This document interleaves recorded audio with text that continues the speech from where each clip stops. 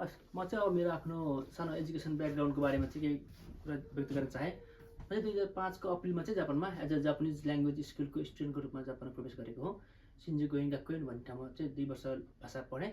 त्यसपछि 2007को अप्रिलबाट चाहिँ 4 वर्ष ब्याचलर, त्यसपछि 2 वर्ष चाहिँ मास्टर र अनि पिएचडी त्यही कलेजमा पुरा गरेपछि म त्यही कलेजमा नै फेरि पोस्ट डक्टर रिसर्चको रूपमा चाहिँ 2 वर्ष काम गरेँ। र कामको सिलसिलामा चाहिँ मलाई मियाकेनमा चाहिँ एउटा हाइड्रोपोनिक एग्रिकल्चर फर्ममा चाहिँ कामको अफर आयो र आफूलाई काम एकदम इन्ट्रेस्ट लागेको गर्दै म चाहिँ यहाँ टोकियोबाट चाहिँ मियाकेन भन्ने ठाउँमा गएँ र त्यहाँ चाहिँ 5 वर्ष as a researcher plus cultivation म्यानेजमेन्टको रूपमा चाहिँ काम गरेँ। र त्यसपछि फेरि मलाई 2024को अप्रिलबाट चाहिँ टोकियोमा कामको अफर आयो अनि म चाहिँ त्यहाँबाट काम छोडेर टोकियोमा आएर अहिले चाहिँ यहीँ काम गरिरहेको छु। सबभन्दा पहिला चाहिँ स्मार्ट कृषि प्रविधि, सबैजना सुनिरहेको स्मार्ट कृषि भन्छ, कहीँ चाहिँ एग्रिटेक भन्छ, कहीँ चाहिँ हाइटेक भन्छन् होइन। विभिन्न चिज भने पनि जापानमा चाहिँ नाम चलेको चाहिँ स्मार्ट कृषि स्मार्ट नोग्यो भन्छन् होइन। त्यसको बारेमा चाहिँ मैले सुनेको खोज्दाखेरि चाहिँ स्मार्ट कृषि भन्नाले चाहिँ रोबोट, एआई र आइओटी जस्ता अत्याधुनिक प्रविधिहरू प्रयोग गरेर कृषि क्षेत्रको उत्पादकता बढाउने, सुधार गर्ने भन्ने बुझाउँदो रहेछ होइन। त्यसमा चाहिँ जस्तै अब यो पिक्चरमा भएको चाहिँ योमा चाहिँ यो टमाटर हाउस हो। यो हाउसभित्र चाहिँ माटो युज हुँदैन। यहाँ चाहिँ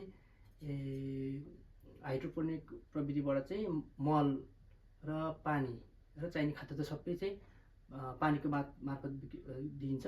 त्यसपछि त्यहाँ हाउसभित्र चाहिँ सबै कुराहरू जस्तै यहाँको टेम्परेचर भयो होइन, त्यसपछि यहाँको तापक्रम भयो, अनि त्यसपछि त्यसको चाहिँ ढोका खोल्ने ओपन हुने होइन, हर कुरा सबै कुरा चाहिँ यो आफ्नै एउटा स्मार्टफोन अथवा मोबाइलमा चाहिँ अथवा कम्प्युटरमा चाहिँ हेर्न सकिन्छ, बुझ्न सकिन्छ र अनि आफूलाई त्यहीबाट चाहिँ खाने गर्न सकिन्छ, चेन्ज गर्न सकिन्छ, त्यस्तो खाले प्रविधि हो।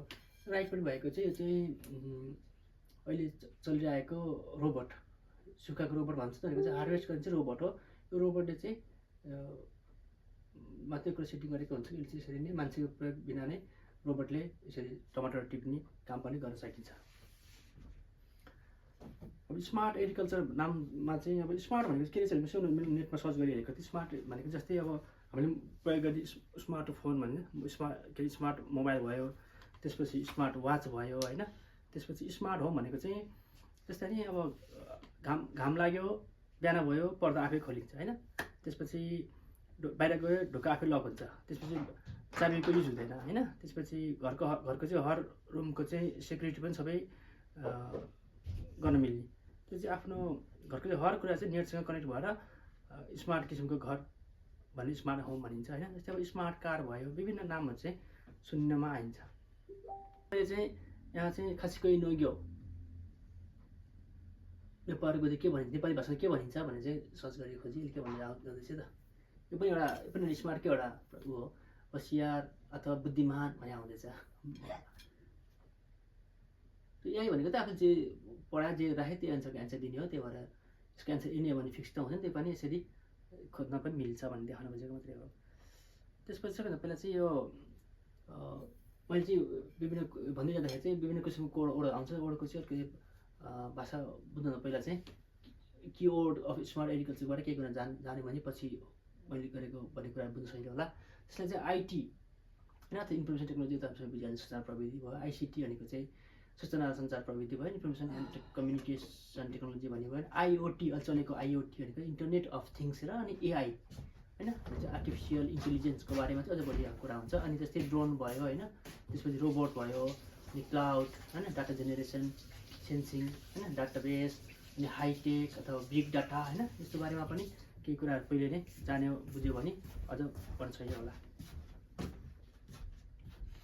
यो चाहिँ मैले नेटबाट डाउनलोड गरेको फोटोहरू हो होइन। यो चाहिँ जस्तो नि ग्रिन हाउसको चित्र भयो। चाहिँ यो ग्रिन हाउस भनेको चाहिँ कस्तो हुन्छ भन्नु भने यो चाहिँ ठुलो छ नि। जस्तै अब हामीले यो त कति हेक्टरको मैले अहिले एक्ज्याक्ट थाहा त भएन। यो हाम्रो चाहिँ घर चाहिँ यत्रो भयो भने घरको ठुलो भने ठुल्ठुलो ग्राउन्ड यत्रो हुन्छ भनौँ न, कति हेक्टरको हो थाहा भएन होइन। यसमा चाहिँ ग्रिन हाउस बाहेक चाहिँ यस्तो हुन्छ, यसमा चाहिँ कि सिसाको हुन्छ अथवा प्लास्टिकको हुन्छ होइन। तलको पनि त्यस्तै नै भयो। यसको चाहिँ यो चाहिँ सायद सिसाको हो, माथि पनि सिसाको, तलको एउटा पनि सिसाको नै हुन्छ। सिसाले चाहिँ अलिकति भित्र तापक्रम पुरै नपस्ने अथवा सूर्य किरण पुरै नपस्ने हुँदैन। चाहिँ प्लास्टिक फेरि यो ऊबाट पनि सिसाबाट पनि प्लास्टिकमा जाने चलन आउनु थालेको छ होइन। त्यसपछि अनि यहाँबाट चाहिँ यो चाहिँ बाहिरको भयो होइन। यो चाहिँ भित्रको, यो चाहिँ टमाटर हाउसको मैले लिएको पिक्चर हो होइन। टमाटर हाउसभित्र चाहिँ यसरी नै तल चाहिँ यहाँ अलिकति चाहिँ काम सहिलो छ भने चाहिँ केही भाग उठाएर बनाएको हुन्छ अथवा ह्याङ्गिङ तरिकाले बनाएको हुन्छ होइन, अथवा तलबाट चाहिँ उठाएर बनाएको हुन्छ। यो चाहिँ मान्छेको चाहिँ कमर जति भाग जति भयो भने कामन सहिलो हुन्छ भनेर उठिटी कामन सहिलो हुन्छ भनेर यसो बनाएको। अनि बिचमा चाहिँ यो ट्रेन उहरू त्यहाँ चाहिँ कामनलाई युज हुने चाहिँ अब मेसिनहरूलाई चाहिँ हिँड्ने यो बाटो भयो, त्यो ट्रेनको लिक जस्तै भनौँ न, ट्रेनको रेलै भन्छ होला होइन, त्यो चाहिँ रेल भयो। त्यसपछि माथि गएपछि यहाँ चाहिँ यो चाहिँ स्ल्याब भयो, यसलाई चाहिँ अब रोक्कुर भन्छ होइन, हाइड्रोपोनिकमा युज हुन्छ रोक्कुर भन्ने हो। अनि यसमा चाहिँ टमाटर अथवा इच्चीको जे गरे पनि स्ट्रबेरी जे गरे पनि उत्पादन गर्दै जाँदाखेरि चाहिँ जराहरू चाहिँ भित्रसँग खेल्न पाउँछ कि। अनि त्यसपछि पानी पनि त्यसले छिटै सोच्ने र छिटै पानी फ्याँक्ने गर्दाखेरि एकदमै काम गर्न सही हुन्छ। त्यसपछि पानी हाल्यो, त्यसपछि बुटुले खायो खायो नखायो फालिन्छ, त्यसपछि फेरि नयाँ प्युरिफाई हुँदै जाँदाखेरि चाहिँ काम गर्न सहिलो हुने र अनि युज हुन्छ होइन। त्यसमा चाहिँ यो ड्रिप भन्छ, इरिगेसन ड्रिपबाट चाहिँ पानी र मल चाहिँ सँगै घोलेर हाल्ने गरिन्छ। त्यो चाहिँ अनि अझ चलेपछि अनि फेरि त्यसपछि त्यस जाडो महिनामा अब बाहिरभन्दा त हाउसमा के राम्रो भइहाल्छ उत्पादन होइन, त्यसमा पनि बाहिर आजकल चाहिँ सुरु भएको चाहिँ यो बाहिर भएकोमा चाहिँ अहिले जस्तै जाडो महिनामा भयो, त्यसपछि बादल लागेको बेलामा चाहिँ सूर्यको किरण नपुग्ने हुँदाखेरि चाहिँ खेती चाहिँ कम हुने, उत्पादन कम हुने, रोग किरा लाग्नेले गर्दाखेरि चाहिँ अहिले चाहिँ चलेको चाहिँ यो एलइडीको प्रयोग गरेर उत्पादन बढाउने।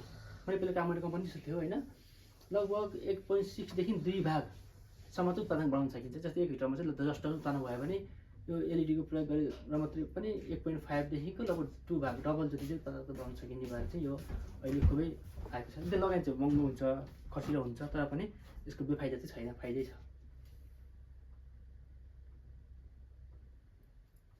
अथवा भूमिहरू पनि त यो चाहिँ टमाटर हाउसमा होइन यस्तो हुन्छ देखाएको। यो चाहिँ यसले देखाएको भिडियो चाहिँ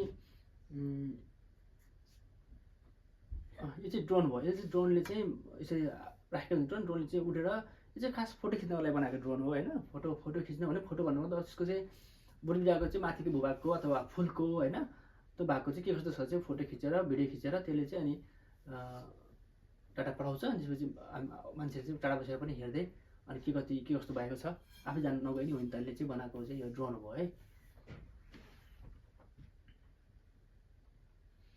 अनि ड्रोन भयो, ड्रोनले जान्छ खिच्छ, काम गर्छ, त्यसपछि डाटा पठाउँछ, अनि फेरि फर्केर आएर त्यही स्टेसनमा आएर बस्छ। त्यसपछि सहिलो भयो काम गर्नलाई। अनि यसरी आएर अनि यहाँ आएर बस्छ, यहीँ चार्ज हुन्छ। अनि यो पनि अहिले खुब चलिरहेको छ। अनि अर्को छ चाहिँ यो अहिले पनि भनेको जस्तै एलइडीको चाहिँ एकदमै उत्पादकता बढाउनको लागि चाहिँ प्रयोग हुने एलइडीको बारेमा भनिदिएको। यो चाहिँ जापानमा चाहिँ कमै छ होइन, यो चाहिँ अमेरिकातिर यो भन्दैन त यो उसमा नेदरल्यान्ड इजरायल चाहिँ एकदम चलेको चाहिँ फुसादो टमाटो भन्छ होइन। यसमा चाहिँ यसरी टमाटरको झुप्पै टमाटर चाहिँ खाना मिल्ने तर एकदम महँगोमा बिक्री हुने, फ्रुट्स स्टाइलको हुने भएर बच्चा मन पराउने, बुढाबुढीले मन पराउने होइन, बल्कि एकदमै यो चाहिँ चलिरहेको छ। हाउसको चाहिँ यस्तो हुन्छ हेर्दाखेरि चाहिँ पुरै अब ठुलो एरिया हुन्छ होइन, त्यसपछि बिचमा चाहिँ मान्छे हिँड्ने बाटो भयो, त्यसपछि मान्छे हिँड्ने गाडीहरू हिँड्ने सामानहरू लाने ल्याउने काम भयो। अनि ऊहरू चाहिँ बोटबिरुवा चाहिँ भित्रपट्टि साइडमा लगाएको हुन्छ नि, बिचमा चाहिँ हिँड्ने। हजुरहरूलाई भिडियो कस्तो लाग्यो? अबको म नयाँ पार्ट्समा चाहिँ अलिकति डिटेलमा चाहिँ बनाउने कोसिस गर्नेछु है त। नमस्ते।